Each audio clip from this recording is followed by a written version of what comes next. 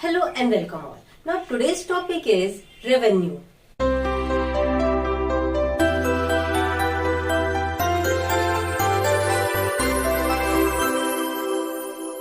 Revenue is a form of income that is earned by sale of goods and services. जब कभी भी कोई भी goods and services की हम सेल करते हैं और उसके ऊपर जो कोई भी अर्न होता है वो अर्न वाली इनकम ही रेवेन्यू होती है। अगर हम इस कॉन्सेप्ट को डेफिनेशन फॉर्म में देखें तो क्या कह सकते हैं? It refer to the receipt obtained by a firm from the sale of certain quantities of commodity at various price. जब कभी भी कोई भी फर्म अपनी कोई कमोडिटी को एक डिफरेंट प्राइस पे या एक ही प्राइस पे सेल करती है और उसके ऊपर जो उसका इनकम आता है वो क्या होता है? उसका रेवेन्यू होता है। ठीक है, यानी कि अगर सीधे सिंपल लैंग्वेज में हम देखें कि कंपनी का जो आउटपुट है उसके ऊपर जो प्राइस हुआ, उस प्राइस पे जो मार्केट में उसका सेल हुआ, उस सेल से जो कोई भी इनकम जनरेट हुई, दैट इज द रेवेन्यू। अब रेवेन्यू का कॉन्सेप्ट हमारा 3 पार्ट में आता है, जैसे कि टोटल रेवेन्यू, एवरेज रेवेन्यू और मार्जिनल रेवेन्यू। ये देखो यहाँ पे ना मेरे पास स्पेस नहीं है ज्यादा, तो मैंने इसलिए टोटल रेवेन्यू को टीआर लिखा है और टोटल इनकम को टीआई लिखा है। इसी तरीके से आगे भी है शॉर्ट फॉर्म, तुम लोग पूरा लिखना। ठीक है, जैसे कि total revenue is the total income of a producer after selling their given quantity of a commodity. तो कोई भी हमारी आउटपुट जिस प्राइस पे सेट है वो हमारी क्या हो जाती है? Total revenue. जैसे for the sake of example हम लेते हैं 5 यूनिट, हमने कोई 5 यूनिट प्रोड्यूस किए, वो हमारा आउटपुट हुआ कितने पे? At the rate ₹5। तो टोटल रेवेन्यू कितना हो गया? ₹25 हो गया। ठीक है, उसी तरीके से अगर हम एवरेज रेवेन्यू पे आए तो एवरेज रेवेन्यू क्या है? ये रिफर करती है कौन सा स्टेज हमारा? वो रेवेन्यू का स्टेज जब हमारा per unit of output sold होता है। तो अगर हम इसको बोले तो ऐसा भी कह सकते हैं कि average revenue is the relationship between total revenue into output, है ना? क्यों? क्योंकि हमारा total revenue divide by Q हो गया। और अगर इसको हम और डिराइव कर ले फॉर्मूला को, तो टोटल रेवेन्यू का फॉर्मूला हमारा क्या था?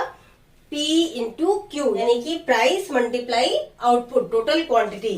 ठीक, अब हमारा यहाँ क्यू जो है कैंसिल हो जाएगा ना, बचा क्या?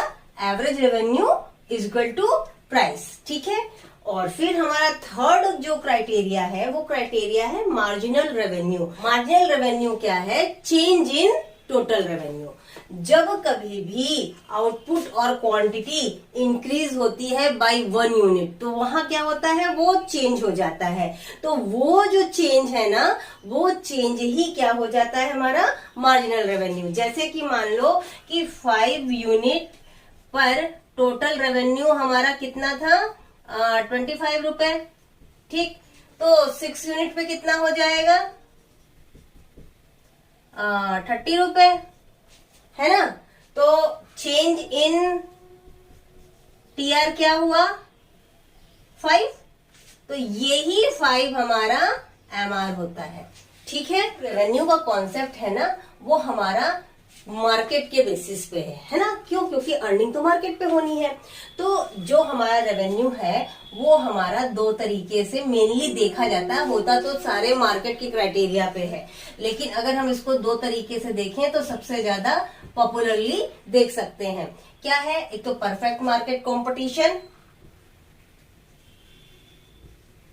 एक हो जाएगा हमारा मोनोपोली, डुओपोली, ओलिगोपोली, ये अभी हम लोग पढ़ेंगे।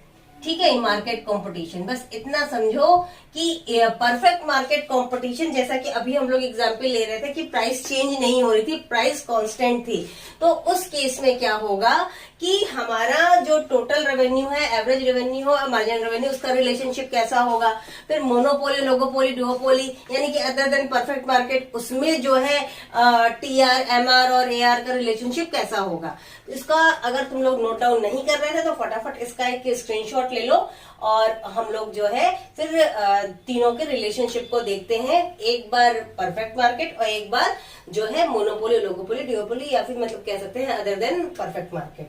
देखो ये तो मैंने बताया है रादर देन परफेक्ट मार्केट। अभी हम लोग परफेक्ट मार्केट का लेके चलते हैं, इसलिए क्योंकि देखो परफेक्ट मार्केट में क्या है कि प्राइस फिक्स होती है, कोई चेंज नहीं होता है, तो जिसकी वजह से हमारा टीआर जो है इस तरीके से होता है, ठीक, क्योंकि प्राइस तो कोई चेंज नहीं है, टीआर हमारा बढ़ रहा है। और जो एमआर और एआर है वो हमारा कांस्टेंट होता है और एक दूसरे के इक्वल होता है। जैसे कि अभी एग्जाम्पल में हम लोग देख रहे थे ना कि 5 यूनिट सेल हुआ एट द ₹5, तो क्या हमारा आया था रेवेन्यू 25 आया, ठीक है। लेकिन जब हमने 6 यूनिट किया प्रोड्यूस तो हमारा टोटल रेवेन्यू क्या आया, चेंज होके 30 रुपए आया, वो तो बढ़ रहा है। लेकिन हमारा ए और एमआर नहीं बढ़ रहा, क्योंकि एआर का हमारा फॉर्मूला क्या था, टीआर डिवाइड बाई क्यू, तो हमारा उससे डिवाइड हुआ तो कितना आता था, प्राइस के बराबर आता था। तो प्राइस हमारा कितना हुआ वहां पे उस वक्त 5 था, तो 5 आ रहा था हर यूनिट पे। उसी तरीके से हर यूनिट के चेंज पे जो टीआर होगा वो एमआर हमारा 5 आ रहा था, चेंज वो 5 आ रहा था, तो एक दूसरे के यहाँ इक्वल है, तो यहाँ पे ये हमारा पैरेलल एक्स एक्सिस के बन जाएगा।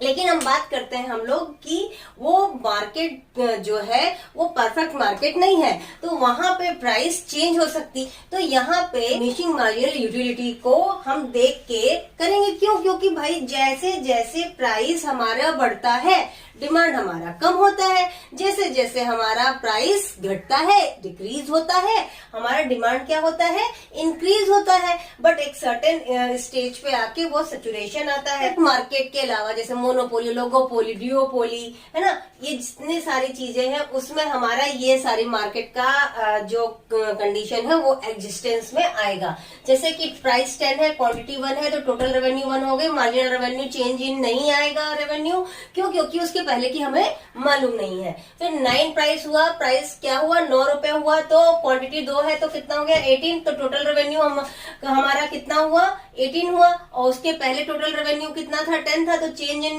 टोटल रेवेन्यू कितना हो गया 8 हो गया, तो मार्जिनल रेवेन्यू हमारा 8 हो जाएगा। सेम वाइज उसी तरीके से प्राइस 8 पे, 7 पे, 6 पे, 5 पे, 4 पे, 3 पे होगा। और देखो तुम लोग 6 और 5 जब प्राइस हो रहा है तो हमारा टोटल रेवेन्यू 30 और 30 है, तो वहां पे हमारा जब 5 प्राइस हो रहा है और 6 यूनिट हो रही है तो हमारा एमआर कितना आ रहा है, चेंज इन रेवेन्यू क्या हो रहा है, टोटल रेवेन्यू चेंज होके 0 हो रहा है, ठीक। तो उसके बाद धीरे धीरे हमारा जो मार्जिनल रेवेन्यू है वो डिक्रीज हो रहा है, ठीक है, और टोटल रेवेन्यू जो है वो भी डिक्रीज हो रहा है, लेकिन हमारा मार्जिनल रेवेन्यू क्या हो रहा है, निगेटिव में चला गया, ठीक है। दोनों में अंतर बचते हैं, ये डिक्रीज हो रहा है लेकिन हमारा मार्जिनल रेवेन्यू क्या हुआ, निगेटिव में चला गया। और एक बात को हमेशा ध्यान रखना कि मार्जिनल रेवेन्यू जो है निगेटिव में जा सकती है लेकिन टोटल रेवेन्यू जो है निगेटिव में नहीं जाएगी, ठीक है। और बिल्कुल सेम उसी तरीके से जो एवरेज रेवेन्यू हो वो भी नेगेटिव में नहीं जाएगी। क्यों नहीं जाएगी, क्योंकि टोटल रेवेन्यू का ही जो रेशियो हमारे क्वांटिटी में निकल के आता है वही हमारा एवरेज रेवेन्यू होता है। अगर इसको हम लोग फिगर में देखें तो क्या है कि भाई हमारा वाई एक्सिस पे प्राइस को प्लॉट किया गया है जिसपे कि हमारा टोटल रेवेन्यू दिख रहा है और मार्जिनल रेवेन्यू, एवरेज रेवेन्यू दिख रहा है, और एक्स एक्सिस पे हमारी क्वांटिटी दी हुई है। तो अगर हम वाई एक्सिस पे प्राइस का डिस्ट्रीब्यूशन करें तो हमारा 10 जो है पूरा 10 to 30 के बीच में आ रहा है ना। यहाँ से 10 है और पूरा यहाँ रेवेन्यू देखो मैक्सिमम 30 पे जा रहा है, तो हम लोग ऐसे कर सकते हैं। और फिर यहाँ पे हमारा मार्जिनल रेवेन्यू की प्लॉटिंग करेंगे, एवरेज रेवेन्यू की प्लॉटिंग करेंगे। देखो जब 1 यूनिट था तो हमारा कितना था 10, है ना, ये 10 आ रहा है निकल के, ठीक। उसके बाद जब 2 यूनिट था तो 18। तुम लोग अपना अच्छे से पेन पेंसिल ग्राफ अच्छा बनाओगे तो कॉपी पे ज्यादा अच्छे से होगा, इस पे उतना सुंदर नहीं बन पाया है। देन जब 3 क्वांटिटी थी तो हमारा कितना हुआ 24। जब हमारा 4 क्वांटिटी हो गया तो हो गया 28। जब 5 क्वांटिटी हो गया 30, 6 क्वांटिटी हो गया 30। यहाँ पे कांस्टेंट हो गया ना टोटल रेवेन्यू। देन अब इसके बाद से देखो धीरे धीरे डिक्रीज करेगा। तो जब हमारा 7 क्वांटिटी हो गया 28। देन 8 क्वांटिटी पे हो गया 24 और 9 पे हो गया 18 और 10 पे हो गया हमारा यहाँ पे 10, है ना। तो ये क्या हो गया हमारा टोटल रेवेन्यू का कर्व बन गया। टोटल रेवेन्यू हमारा डिमिनिश तो हुआ, निगेटिव नहीं होगा। लेकिन अब यहाँ पे आओ, देखो ये क्या है हमारा, देखो एवरेज रेवेन्यू मैंने निकाला नहीं है, लेकिन हमारा इसी तरीके से ग्राफ निकल के आ जाएगा, ठीक है। देन ये तुम लोग का होमवर्क है, एवरेज रेवेन्यू को फाइंड आउट करो और उसका ग्राफ की प्लॉटिंग पे इस तरीके से सर्च करके मुझे टैग करना। देन आप लोगों का अब यहाँ पे निकालते हैं मार्जिनल रेवेन्यू। देखो मार्जिनल रेवेन्यू का हमारा पहले तो दिया नहीं है, देन हम उसको धीरे धीरे प्लॉट करते जाएंगे, तुम यहाँ पे देखते जाओ। तो कितना आ गया हमारा, ये देखो ये 6 यूनिट पे कांस्टेंट हुआ था ना, और यही 6 यूनिट पे यहाँ पे क्या हो गया, 0 हो गया एमआर की नहीं हो गया, है ना। इसका मतलब कि ये प्लॉटिंग सही है। अपनी प्लॉटिंग को सही देखने का सबसे मेजर पॉइंट यही है। देन इसके बाद हमारा धीरे धीरे जो है वो निगेटिव में आ जाएगा, ठीक है।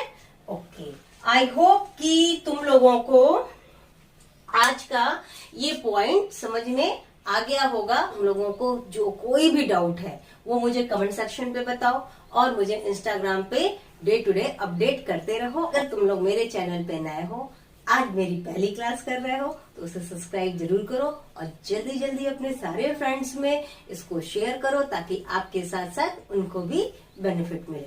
All the best, take care and don't forget subscribe my channel, that is the किसिका स्टडीज।